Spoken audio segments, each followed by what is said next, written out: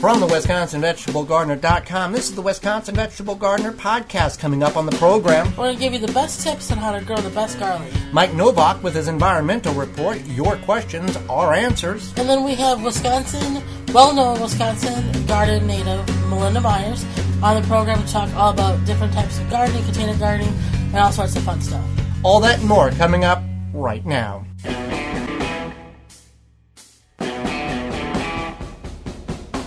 The Wisconsin Vegetable Gardener Podcast is permeating into your ears with your host, Joey Bear. And it could be the weeds. Some gardeners try to get all the weeds out of their garden. Other gardeners leave them in their garden. It's really a decision that you need to make. There's benefits to both sides of that. It's just something that you need to figure out what you want to do for your garden. And Holly Bear. Canning is a science. When you're canning, you want to make sure you follow the directions, follow the recipe, don't cut corners, don't replace things. It's crucial to you, your health, and your family. They're professional gardeners with full-time jobs, and they're on the air now. Welcome to the Wisconsin Vegetable Gardener Podcast, the podcast for all who garden. I'm Joey Baird. Beside me is my wife, co-host, best friend, and gardening partner, Holly Beard. Behind the TWVG microphone here at the WI Garden Media Studios in southeast Wisconsin. The information you're about to hear is important, crucial to the vital and success of your garden. You just may have to tweak some of the dates and times you applied for your particular growing area. If you're tuning in for the very first time, we welcome you. If you're tuning in because you've tuned into all previous 30 episodes with us, we appreciate that, and thank you for sharing the information with your gardening friends, as well as your fellow social media friends. Again, if you're tuning in for the very first time because of the guest or the topic you stumbled upon us, and you don't know who we really are or what we really do, Holly will tell you a little bit about that, what we do, and then we'll talk about how you can grow successful garlic in your garden.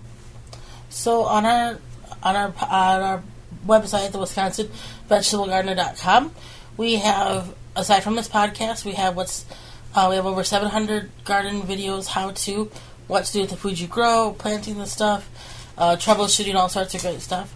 So we have videos on that, and then we have our quarterly digital magazine. Comes up 4 times a year. It's free. It's full color. It's on our website there for you to print out, download, put on your e-reader, whatever you'd like to do with it. And then we have this podcast. So with that being said, in all the digital magazines, we always feature a gardener in the gardening world and have a little spread on them and find out more information about them.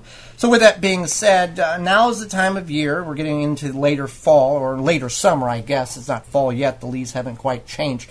And it's most people, or I guess the general consensus is most gardeners, or some gardeners, I don't know the percentage, see the coldness not coming, the leaves begin to change, and they feel and they know that the gardening season is just about done, and they begin closing the garden up without thinking of the one vegetable or root crop that should be planted in every garden, and I'm excluding more of the southern gardens because I'm not very familiar with those. There are some southern gardeners who are able to successfully grow garlic, but garlic is more for a colder northern central United States and northern areas.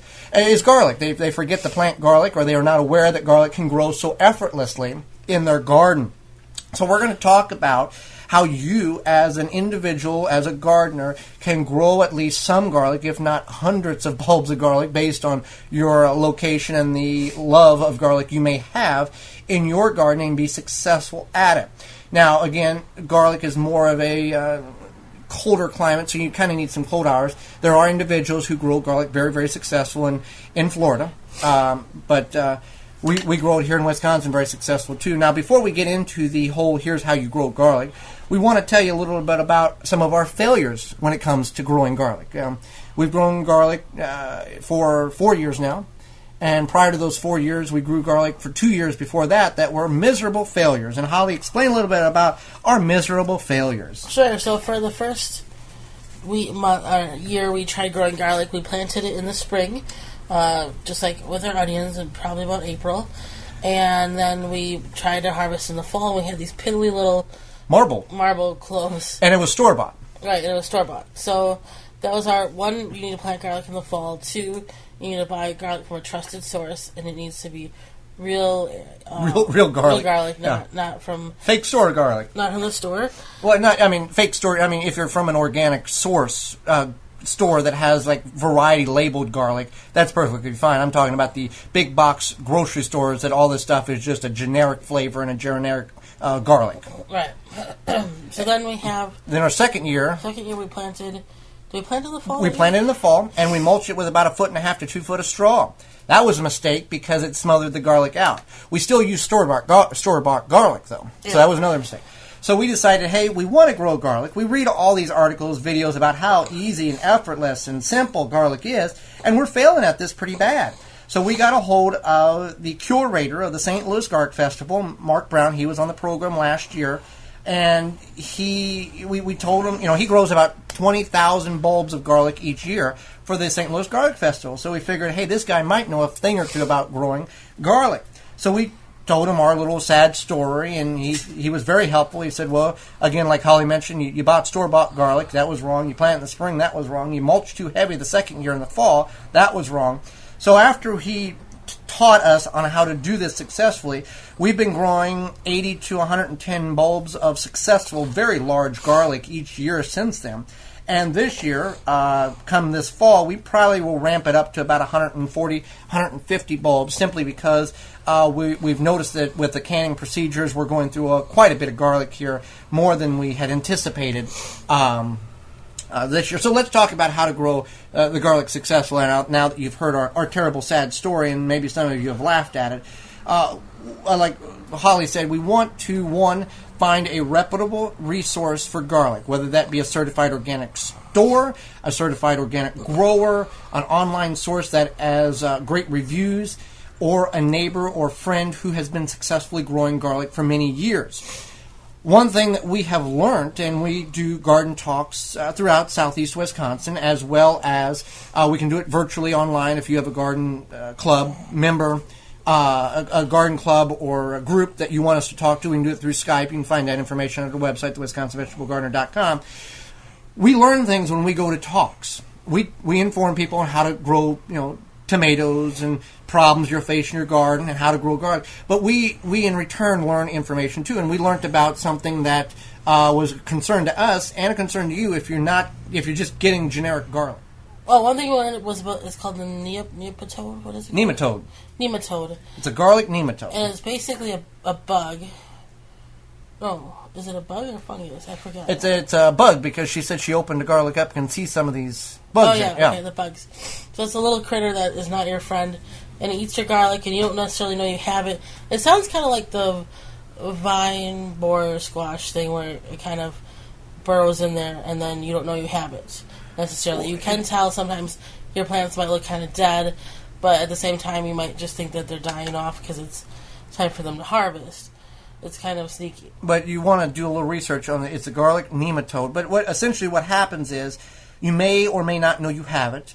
So you buy your seed or you buy your garlic stock, your cloves, from a source whom has not tested for it. There are tests now available that these garden center or these farmers, suppliers are supposed to be or can check on a regular basis to make sure they do not have this. Right. So if you just go and buy it from Bill's Garden Center and it's it's just a variety, that seed stock that cloves may have it. So you bring it in your garden and it gets infested into the soil, and then you can't grow garlic in that area ever again because it continues to affect it. It's a disease type of thing in the soil that it doesn't go away. I don't know if there's certain treatments that can be performed in order to extract it. But then you don't know you have it, so you save the garlic, and then you replant it again and infect another portion of your garden, or you give it to your friends or family, and they plant it and infect it. It's a terrible cycle. So that's something that we have learned, that unless you're saving your own stock and you know you're safe, or you're getting it from a reputable seed source that has checked this, the garlic nematode, then you want to be aware of that. So you want to be aware of that. So you want to plant the garlic in the fall. We planted here in southeast Wisconsin the first weekend in October, and that gives us about 1 month before our first guesstimated hard freeze. And that can fluctuate greatly because the first hard freeze sometimes comes at the end of October or sometimes the second week in November, we're still picking tomatoes in the garden. But nevertheless, about 1 month before your first freeze, we plant it. We find the largest cloves. We pre-soak the cloves in Moo tea, a great sponsor of the program here, for 24 hours, and then we plant it 2 to 3 inches in depth. We work the soil, we plant it that deep, and we don't mulch. Now, what is occurring in that 30 to 35, 60 days before that first freeze is and the hydration from the Moo tea allows us to increase the acceleration of it, is the root development. And we want good root development prior to the bulb, the clove, going into dormancy over the winter. Over that period from the time you plant to the time that first freeze occurs, you will see top growth develop. 3-4 inches maybe. Totally fine. Nothing wrong with that. We don't mulch simply because we didn't mulch after that year that Mark instructed us on how to grow successfully, and we had one of the coldest winters on record, and it grew very, very well. So we made a conscious decision that we weren't going to mulch ever again for garlic. So with that being said, you plant it in the fall. We grow 3 varieties that we have been growing now for 4 years. Spanish Roja, German Hardy, Georgia Crystal. Right. And we continue to save the largest cloves from previous year and plant it in the fall. Now, you can plant soft-neck garlic. It doesn't have the scape, and it doesn't have an internal stem, a central stem like the hardneck garlic does. The soft-neck garlic will keep better than the hardneck garlic. A hardneck, you'll get a good 6 months out of it, most likely, maybe a little bit more. And the soft-neck garlic, you'll get 8-9 months out of it, most likely. But the hardneck garlic we grow simply because of the history of it. It's more of an heirloom variety. It produces a scape, unlike the softneck garlic does not. And the softneck garlic falls over at the time, or very close to falling over, like a springtime onion would at the time of harvest. Hardneck garlic stays structure and has a scape that is harvested, and then the bottom leaves begin to die off. So we grow the hardneck simply because we feel it's more of an heirloom or traditional type of garlic. But either way you grow it, it's perfectly fine. Now, the other garlic that you may be thinking of is elephant garlic, and elephant garlic is not a garlic; it's a fake garlic. Right. It's related to the leek family. It does have garlic flavor, but it's not. It just kind of grows like a leek, but it looks like a garlic when you take the peels off and you break it up, but it's not true garlic. And you want to plant that in the springtime like you would springtime onions or leeks, and you harvest it in the fall. You don't plant that in the winter here in the northern portion of the United States, or in late fall. Based on where you're at, you may have to, again, tweak some of the dates sometimes you apply this information, but it's a general consensus information on how to grow garlic. And then we've got a number of videos on our website on how to successfully grow garlic. So, but that's what you need to do when it comes to growing garlic. You want to be aware of where your seed stock comes from, so you don't acquire the garlic nematode or any diseases from. You want to get a reputable seed source. You want to know the variety. You just don't want a generic variety that you buy from the grocery store, because those do have. It's grown in hot houses, and most of that comes from Asia. It's a generic variety, minimal to no flavor. The homegrown garlic has such an intense aroma and flavor, nothing compares to it. So for more information, if you want more information on how to grow successful garlic, you can certainly send us an email if you have any questions or concerns in that to the website at thewisconsinvegetablegardener.com. There's a big red button that says question on the right-hand side. If you're on your mobile device, you may have to engage that show more button. You can also submit it through social media. The best social media would probably be Facebook. Just type in the Wisconsin Vegetable Gardener, and our page will pop up with our picture, and you can submit that privately or publicly, and we'll also use that question on the air here.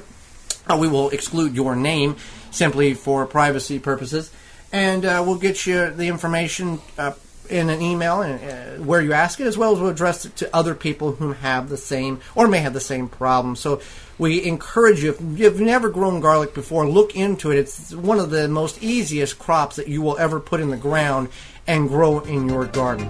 Coming up after the break, Mike Novak will be with us with the environmental report, as well as your questions and our answers right after this. At dollarseed.com, all of our seeds are only $1 a pack. And we have online resources that teach you all about the rewarding hobby of growing your own plants, flowers, herbs, and vegetables. Imagine the joy you'll feel when your children actually help you harvest your first garden crop, or the pride of knowing you'll never need a florist again. Visit DollarSeed.com and grow a little magic of your own for just $1. DollarSeed.com. What could be healthier? Water is our most important resource. The key is to capture the rain that falls on your property. No need for bulky rain barrels that are hard to handle and just don't fit in. Rain Reserve has solved the problem for you with their multi-size and color cube-like units. A rain barrel that does not look like one. Capturing rain easy, going unnoticed by passerby and blending into the surrounding. Construction so easy, even children can put it together. To get your Rain Reserve, visit rainreserve.com and use coupon code RAIN2016 to save 10% on total purchase. No gardener wants to walk through a garden with dull, droopy flowers. You want your flowers to be big, bright, and beautiful. With Age-Old Bloom, you can have flowers that will achieve this. Bloom supplies flowers with a high level of phosphorus and encourages flowers to bloom big, bright, and beautiful. Visit ageold.com for more information on Age-Old products, Bloom, and our suppliers. This is Jeff Radke from the Lost Skills Podcast. You can listen to me at lostskillspodcast.com. Now back to the Wisconsin Vegetable Gardener Podcast with Holly and Joey Baird. Welcome back to the program. If you want to check out our sponsors, you can find them on the website, the WisconsinVegetableGardener.com, on the podcast tab. Feel free to support them as they support us. Each program, our good friend from Q4 Radio out of Chicago, Illinois, Mike Novak, joins us with his take on the environment. It's called the Environmental Report, and most times, or I guess all the time, it should be something that we should be very aware of, and we have has fell on deaf ears. So here is Mike Novak. And now to a man who's not afraid to tell you what you need to do to keep the planet he lives on clean. Take your food scraps out to your compost pile. Screw in a compact fluorescent light bulb. Turn on a window fan instead of an air conditioner. Low flow, baby. Shower heads and toilets. Take one napkin at Starbucks instead of 6. Mike Novak. Welcome to another installment of the Wisconsin Vegetable Gardener Environmental Report, the longest title in the world. I'm Mike Novak, and you can hear me live each Sunday morning from 9 to 11 a.m. Central Time on Q4 Radio. You can get that at q4.org, and on the Q4 Radio Facebook page. You can also get my podcasts at mikenovak.net. On September 11th, 2016, my co-host Peggy Malecki and I traveled to Green Bay, Wisconsin to broadcast live from the Factory Farm Summit presented by the Socially Responsible Agricultural Project, or SRAP. We had the honor of speaking to Dr. John Eichard, Professor Emeritus of Agricultural Economics at the University of Missouri. It's one thing for somebody like me to talk about sustainable agriculture. It's quite another for somebody like Dr. Eichard, who has seen the issue from all sides for decades. Here's part of that conversation. Several studies have indicated that anywhere between 70 to 80% of the people in the world today are not fed by the large farms operations. They're fed by what we would consider small subsistence farms. And also the research let's stop there for a second. Yeah, 70 to 80%. 70 to 80% of the people in the world? What we're doing with the industrial agriculture, we really are not producing food for people in general. We're producing feed for livestock, and once you put it through the livestock, you've lost about 90% of the calories that was in the feed to begin with, is a general rule. So you're getting far less feed out of that, and we're producing fuel for biofuels and things of this. And 40% of the U.S. corn crop in recent years has been going to fuel. And what we're producing here and exporting in terms of meat, the chickens and hogs and various other things, and milk and things here, what we're exporting to other countries, not going to the hungry people in other countries, just going to the increasing affluent classes that are emerging in China and the Pacific Rim and India and places like this where people want more meat.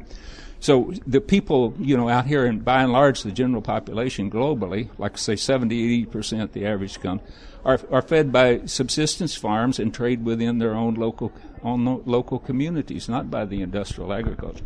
And the last 4 or 5 major global food reports that have come out, many of these include prominent U.S. scientists on these committees, have indicated that these alternative systems of production, such as agroecology and permaculture and nature farming in the eastern and the Pacific Rim, that this has the potential of increasing the production on those smaller farms, doubling, tripling, some places in the African study even quadrupling production without the industrial model. Simply an agroecology model, where we call it a sustainable agriculture model, where you give people basic information about soil biology and crop rotations and integrated crop and livestock system, not changing your culture, not changing your way of life, not destroying your communities, basically local food system.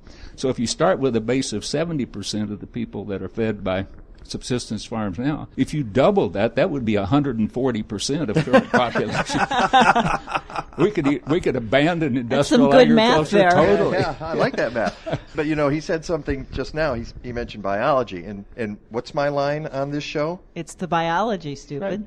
Right, yeah. It is, and then that's what we're teaching people is that we have to get away from strict NPK and all this stuff that we thought we had it all licked and we knew exactly the science behind it, but there is biology involved, and we're finding how important that is. And that's the fundamental problem that we're dealing with now that I can see. It's been said several times that the problem is inherent within the system. The industrial system is basically a mechanistic system that's based on a mechanistic view of the world. Goes back to Descartes and Newton and the people said the those world horrible looks like people, a big yes. mechanism, that you can take it apart and tinker with it and fix it and do whatever you want to it. So it's a mechanistic approach, specialize, standardize, consolidate. That's the industrial model. The problem is that we're using an industrial model within a living system. The context within which agriculture must function is a biological context. Yeah. It's the biology in the soils and the plants and the animals, and it's a social context of the people, the thinking, caring, feeling people. So that paradigm or that model of agriculture is in conflict with the nature, the biological nature, and with the social nature in which it functions, and there's no way to fix this kind of agriculture without changing the system. We have to fundamentally change the way we think about agriculture. So the common knowledge, as you said, was that the factory farming, this high-intensive farming, was going to feed the world. Right. And that's still in people's heads. That's in their worldview. Right. Yeah. How do you change that in individual farmers and people who believe what they were told 10 years ago? Right. I think it's back to the old idea, you confront power with truth. I think we keep saying and keep telling the truth. The scientific evidence around the world and in this country is overwhelming in terms of indicting industrial agriculture for environmental issues as air pollution, water pollution, the public health issues, contaminating our food supply with antibiotic-resistant bacteria in addition to E. coli and listeria and a whole range of other things. All of this is documented. And so I think what we have to have is a time to kind of stop and thinking. We've got to find ways to get people's attention so we can open up the conversation and bring them the facts of the situation. It's being intentionally distorted and blocked out to the extent that the industrial agricultural establishment can do so today by this giant propaganda campaign and this legislative campaign. If you want to hear the rest of that interview, along with the entire 2 hours from the Factory Farm Summit, you can catch the podcast at my website, MikeNovak.net. Go green or go home. Thank you, Mike, for that report. We always are appreciative of you coming on the program and joining us with that. So now it's the time of the show. It's question and answer time. We're going to take some of your questions as well as address something that I'm seeing or have seen on the internet. We all know that that's all accurate information. First, we'll address pressure canning. First of all, Holly, explain what pressure canning is and what the difference between water bath and pressure canning is, and then I'll address what I've seen. So pressure canning is essentially for proper canning of low-acid foods. So this includes pretty much all of your vegetables, potatoes, beans, corn, carrots, any of that, even squash, and pretty much any of your vegetables. And the reason why is because they're not very high in acids. You have to can them with the pressure canner to get it to the correct temperature and everything so that they are going to be shelf stable. You also can pressure can meats and pasta sauce with meat in it and what else? I think that's it. Pretty much meats, fish. Yeah. So that's what pressure canning is. Now you can, pickled beans or pickled what have you, but in a water bath canner. But then you're adding vinegar, you're adding acid, you're adding sugar, and that's the difference. So yes, you can pickles, jams made with vegetables in a water bath canner, but that's for high acid foods, and at that point you're adding the acidity into whatever you're canning. So that's the difference. So I bring this up because we pressure canned potatoes, and it'll be on a future episode of Canning What You Grow. And I watched a couple of canning episodes or a couple of canning videos on YouTube. Most of them did it correctly, but there was one individual, and I'm not going to name the channel because they haven't put a video out for about 6 months. And the information provided in that YouTube channel is very inaccurate. So I'm not even going to say the name of it. But anyway, they were pressure canning potatoes. And the individual who was in front of the camera said that him and his wife has gotten arguments about whether or not to peel the potatoes or not peel the potatoes. But at least he said that she's convinced him to at least cut the eyes out of the potato before pressure canning. So they went ahead and pressure canned the potatoes with the skin on. When you look at the National Center for Home Food Preservation, ball canning, any reputable master canner, fill in the blank, they will say you have to peel the potatoes. You have to peel any root vegetable. Why? The reason is botulism is a disease organism that lives in the soil. That's where it starts out. So then when you pull the vegetables out of the soil, they do have a chance of they live kind of on the outside of the vegetable, basically, is from what I understand. They're not going to get into the vegetable.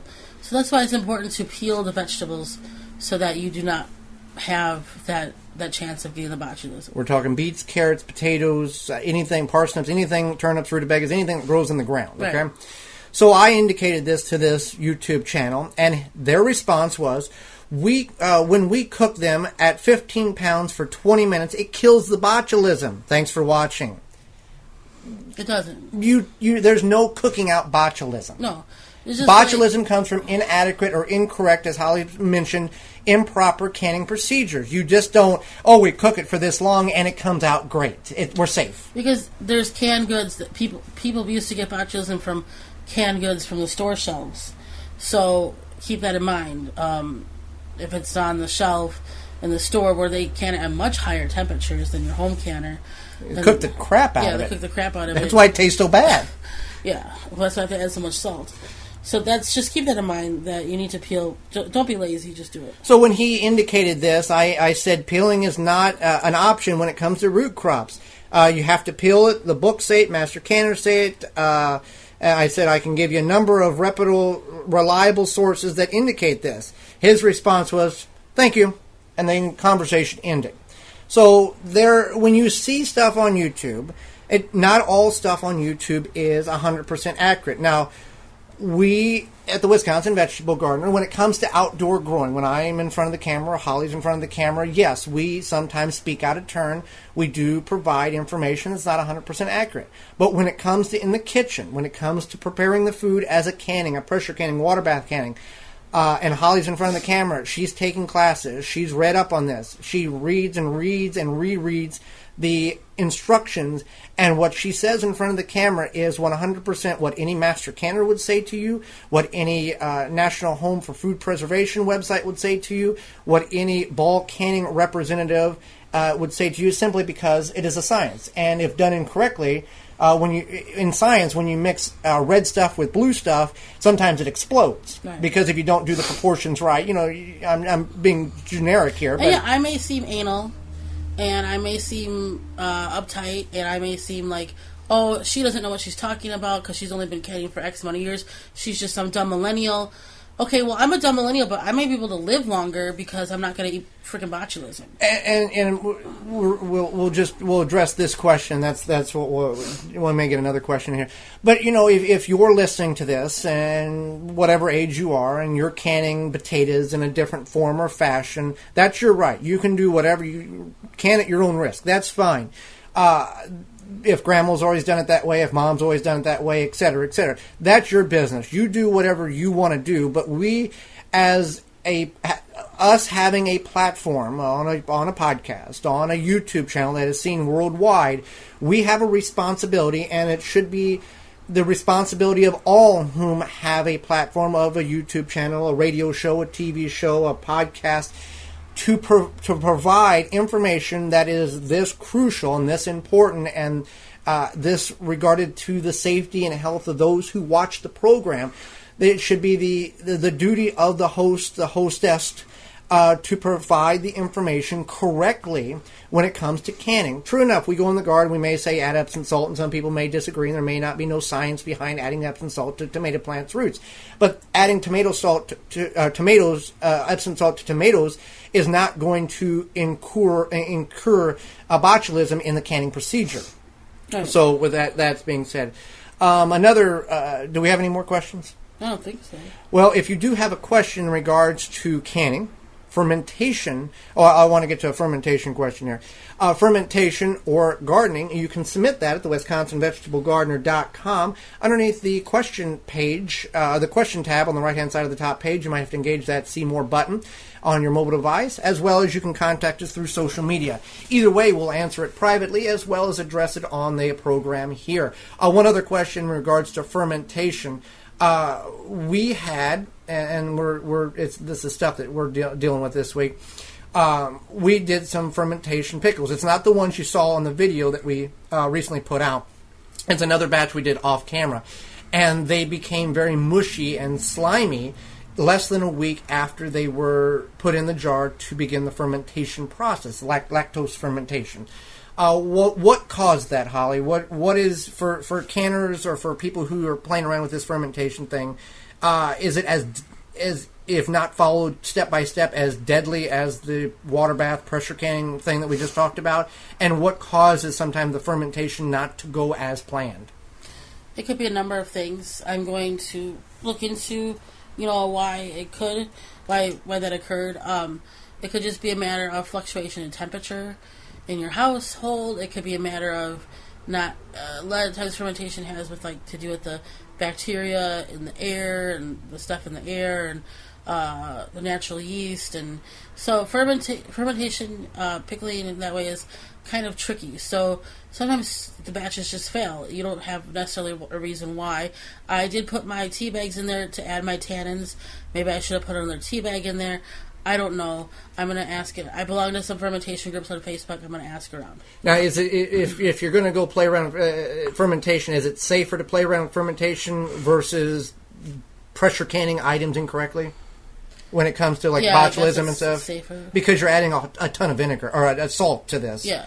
So and you don't. But if you see mold, don't eat it. Well, right, but common sense. But you don't have the chance of botulism type of thing with fermentation. No, or the worst thing you're going to do is probably get the runs. Okay. I mean, obviously, if you have a whole moldy batch of something and you eat it, you're probably going to get pretty sick. Eat at your own risk. Yeah. Obviously, be conscious and common sense about it. If you're I always kind of follow the rule, when in doubt, throw it out. And yeah, it sucks because they're and I noticed this batch when I opened it up, it had a very taint smell, a very odd off smell to it when I initially knew something wasn't right. Also, we're putting ferments next to each other. That could cause a problem too. We could always separate them and see if that would make a difference. You think because of sometimes the air that bubbles out, it interferes with the water? Okay.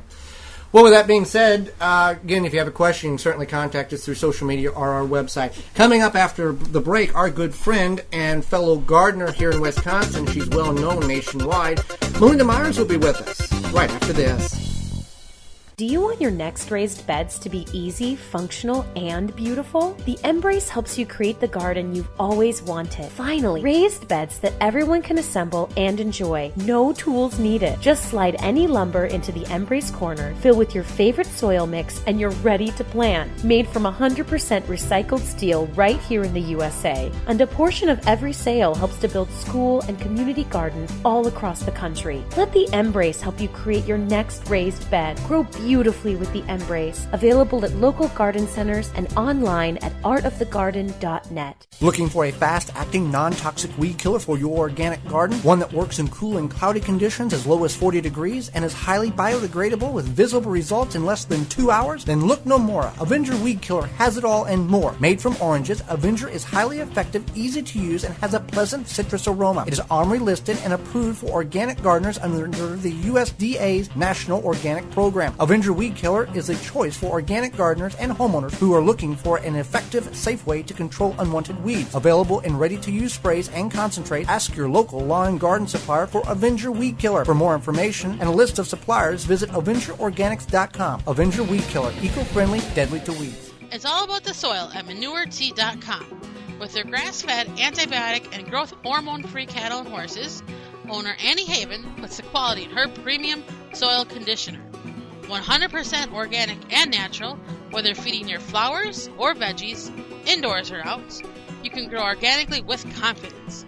To purchase authentic Haven brand Manure Tea, small orders or large, go to ManureT.com. Always free shipping. Hey everybody, this is Jared from Permasapien.com, and I am all about employing permaculture wisely. Right now, you are listening to Joey and Holly Baird on the Wisconsin Vegetable Gardener Podcast.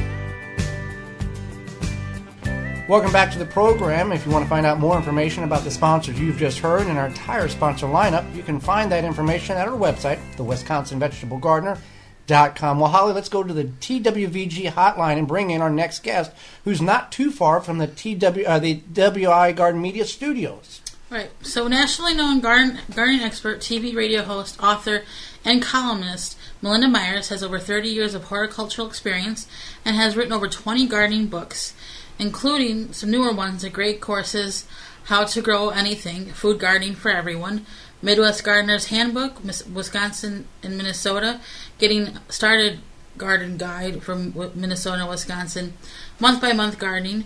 She hosts the nationally syndicated Melinda's Garden Moment, programming which airs over 125 TV and radio stations throughout the U.S. Melinda also hosts the internationally distributed Great Courses How to Grow Anything DVD series, including the latest Food Gardening for Everyone DVD set.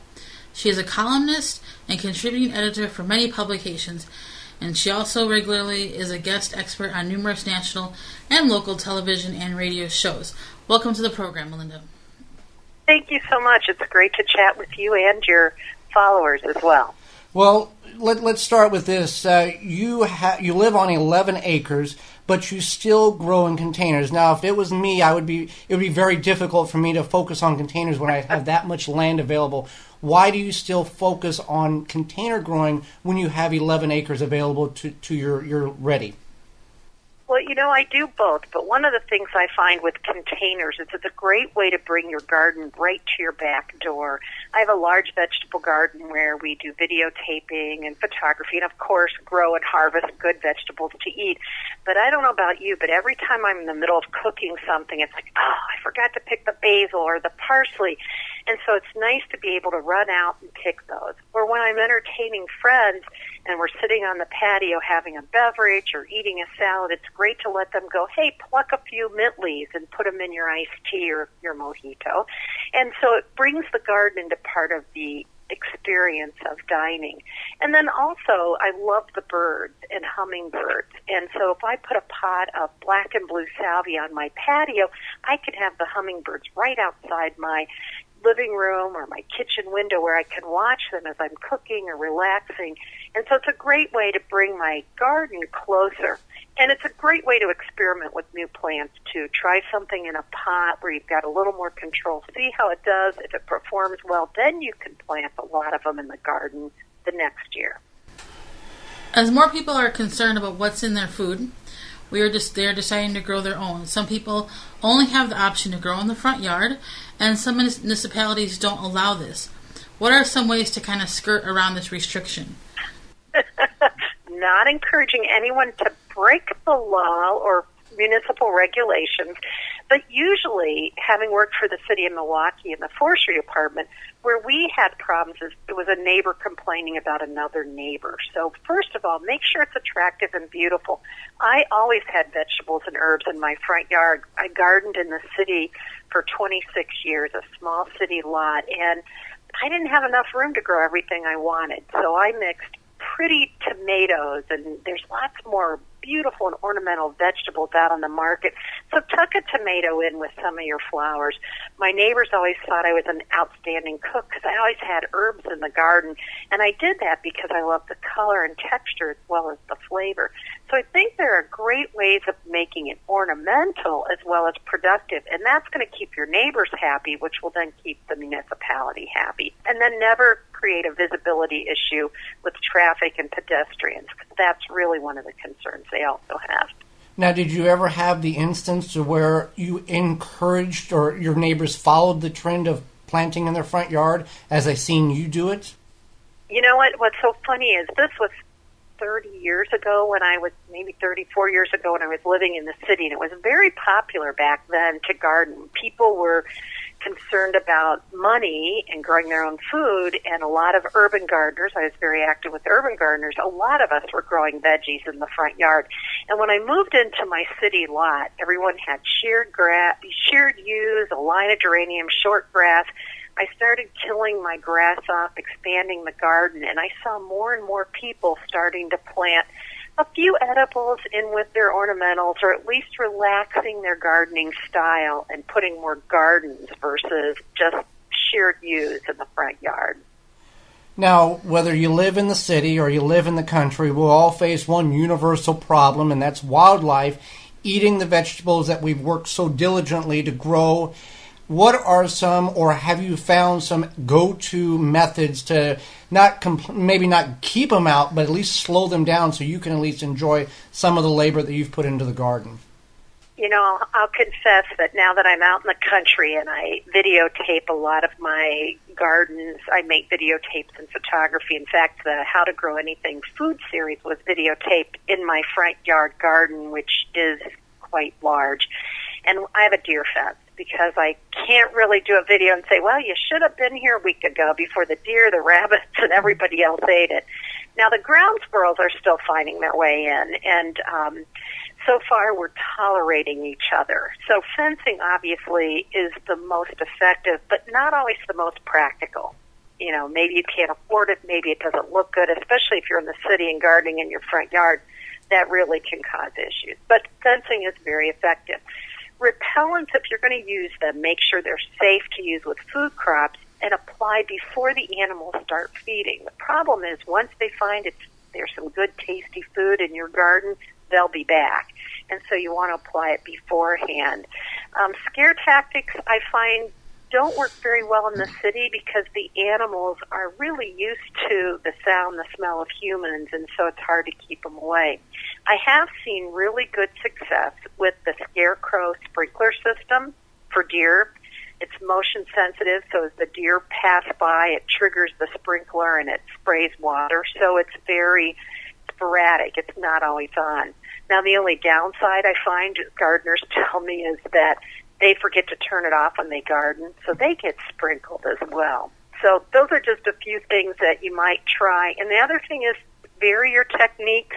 Always monitor. Even if you put a fence up, they may be able to get through by the gate, underneath, over. So you always want to check. Use a variety. Change things up as much as you can. If you're using repellents and scare tactics, really keep them guessing. The wildlife has all day to figure out how to get into your garden and eat, and most of us are busy working or doing other things and don't have as much time as they do to figure out how to keep them out. And if we prevent them enough to get from getting in our garden, they may just go to the neighbors and leave ours alone if there's too much resistance. You bet. And you may want to encourage your neighbors to work with you so that one of you isn't feeding and the other one is trying to keep them out. So, yes, it's a concerted effort to work together. You're right. There's many different methods of planting. Many people may have heard of lasagna gardening and are unsure about the process. What is lasagna gardening and how does it compare to raised bed gardening or even ground gardening? You know, I have to tell you a funny story. We did lasagna gardening for the Great Courses program, and my crew, when we were filming, and they thought I was planting all the ingredients to make the pasta sauce for the lasagna. So when I brought out the bags of leaves and evergreen needles, they were a little surprised. I moved to this garden just about 3 years ago, so I left wonderfully amended soil for sand and rock and starting over. You know, I didn't want to spend decades fixing my soil. And Pat Lanza, who wrote Lasagna Gardening, is a friend, and she'd started it in her mid-50s because she didn't want to do tilling and digging. The idea with lasagna gardening is you're doing composting above the ground and planting your garden. So let's say you've got a grassy area, edge the bed, cut the grass short, throw down some newspaper, cardboard, put down some compost or peat moss or other organic matter. Then put 8 to 10 inches of green debris, shredded leaves, grass clippings that don't have weed killers, other kinds of plant material, little bit of compost, an inch of compost, put in some fertilizer. Of course, I'd recommend Milorganite, then 8 to 10 more inches, then some compost and fertilizer until your bed is about 18 to 24 inches tall. And I did a 4x8, 24 inches high, and I planted right away. What was exciting is I had raised beds, and I brought in, created these wood beds, raised beds, 16 inches, brought in compost, topsoil mix, great soil. I planted in ground, amended the soil, and I did lasagna gardening. The nice part is I made the bed once, I planted, and I had great productivity. The garden was excellent. I had huge peppers, and I had great tasty tomatoes, and it did wonderfully. I did straw bale gardening as well, which is a different method, but it was a little more labor intensive. And I think one of the things I like to do is help people find the system that works best for them. And I was really sold on lasagna gardening as a way to recycle yard waste into productive soil while you're gardening right away. And then the next year you can plant that garden. It won't be 24 inches tall. It'll be about 6 inches tall, but you'll be creating great soil as you're growing your garden, which is, I think, a real benefit. And you recycle that yard waste that many people have challenges disposing of, especially if you live in the city. Now, you talked about you layer this materials, and it's composted. Now, to some gardeners, composting is a buildup of heat internally. Do we have to worry about that being a problem and burning the roots of these plants, or are we layering them to the point where heat's not really going to be an issue? I've done it 2 years in a row and have not had a problem. And you're right. Most of us are not composting actively enough. Part of it is the oxygen getting in there. And when you're composting and building up heat, you aerate. And since we've built it up in layers, we're not getting quite that air exchange. Enough for the roots to grow, and it's such a slow decomposition that it's really, I didn't find it overly hot, and I didn't find it an issue with the vegetables at all. Planted right away. I did one bed, I waited a year, and the other I planted. Had great results in both. Great. Now, one problem all gardeners face is losing moisture in the soil. One tool that can be used to fix this problem is mulch. What are some common and uncommon materials used for mulch? I'm a huge fan of mulch, and I like to always use materials that are accessible that I can recycle. So shredded leaves in the fall, instead of raking those to the curb if your municipality picks them up, shred them, leave them on the lawn, or shred them, use them as a mulch in your perennial garden on the soil, or bag them, shred them, bag them, and save them for next year's garden, and then pull those out. Friends of mine would go around picking up bags of shredded leaves from their neighborhood. They stored them and used them all season the following summer to mulch their garden. Many municipalities provide wood chips, and because they're chipped and they're very careful, it's great for paths around trees and shrubs, conserving moisture and keeping the weeds down. Cocoa bean shells used to be very free and available, or almost free, because there was because of the cocoa production here in Wisconsin. The only problem with that is it tends to hold the moisture, and you sometimes get blind mold forming, and they're poisonous to dogs. So a lot of people are concerned with pesticides keep those in your ornamental garden if you're going to do it, and only if you don't have dogs. I've seen people use carpeting. I tend to like mulches that improve the soil, but carpeting definitely does work to keep the weeds down, old carpeting. I've seen people use just about anything they can do that covers the ground to prevent the light from reaching the seeds below. Evergreen needles are great if you have a big stand of, say, Colorado spruce or an Austrian pine or a white pine. Rake some of those needles up. They're doing the job under the tree. They're holding the moisture in, but also preventing a lot of the weeds from growing. So covering that as well works very well. Landscape fabric works, but I'd recommend pulling it up at the end of the season, amending the soil rather than leaving it on continuously. One master gardener used to take his weed barrier to the laundromat and wash it every fall and store it for the winter and reuse it the next year. I was using the laundromat at the time when he told me this, and I made sure I didn't go to the same one he used at that time. Lots of great information for our listeners, and for our listeners who want to journey over to your website to find your video clips as well as your books and your DVDs that are available. Melinda, what's the address that they can find all that at? MelindaMyers.com, Melinda, MYERS.com, and lots of information there, frequently asked questions, and if you can't find what you're looking for, let me know, and we'll try to get it added as soon as we can. Well, thank you very much, Melinda, for being on the program. Those links will be in the show notes below for this program. 30 years plus of gardening information. You can't go wrong with that. Thank you again for being on the program today. Thank you. If you could double the life of your raised bed boxes by sealing the wood with a non-toxic wood preservative, would you? Well, now you can with a clear, penetrating product called Internal Wood Stabilizer. It's 100% non-toxic and easy to apply. Seal your bare, untreated wood surfaces, even chicken coops, by spraying Internal Wood Stabilizer. It's invisible, seals the wood from the inside out, and never wears off. Recommended by organic gardening experts. Internal Wood Stabilizer. Check it out at timberprocoatings.com. A gardener knows that the key to a good plant is its roots. With poor roots, the end result is not good. Conventional pots and trays cause roots to wrap around and become root-bound. Then you try to unwrap the roots at the time of planting, hoping not to break them. But never again with the Root Maker, a non-chemical innovation that naturally air prunes roots to create more vigorous roots. Never a root-bound plant again. Whether trees, flowers, or edibles, home garden or commercial grower, more roots means healthier, more productive plants. To get your own, visit rootmaker.com. Oh, yeah. What you say? You say Nasala Kombucha. It'll put some glide in your stride and some pep in your step.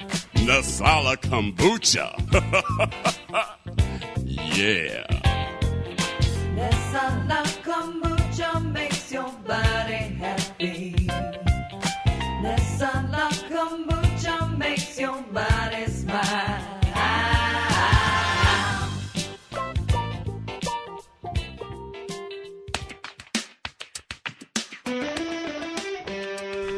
Now back to two gardeners that make no claims that they know a thing about golfing. We don't golf, so we're not going to listen to podcasts about golf or watch television shows on how to golf. But they're pretty good at gardening. Joey and Holly Baird. Welcome back to the program. If you'd like to find out more information about the sponsors you've just heard and our entire sponsor lineup, you can contact us through them through the website underneath the podcast tab at the top of the page, as well as they are in the show notes below. Well, we have one more task to accomplish before we get out of here today, and that is Gardening in 2 Minutes. Gardening in 2 Minutes is an audio production that Holly and I produce on a weekly basis for a couple of radio programs and a handful of podcasts. If you would like Gardening in 2 Minutes on your particular program, contact us through our website. This Gardening in 2 Minutes is all about getting your tomatoes to ripen before the frost hits. And here is Gardening in 2 Minutes. This is Gardening in 2 Minutes. Before our first frost, we want to try to get as much out of the garden as we possibly can. This includes tomatoes, and there's some tricks in encourage your tomatoes to ripen the fruit that is on the vine already. From the time you see the flower begin to open up to the time you have fruit that is nearly ripe, based on the varieties, about 20 to 30 days.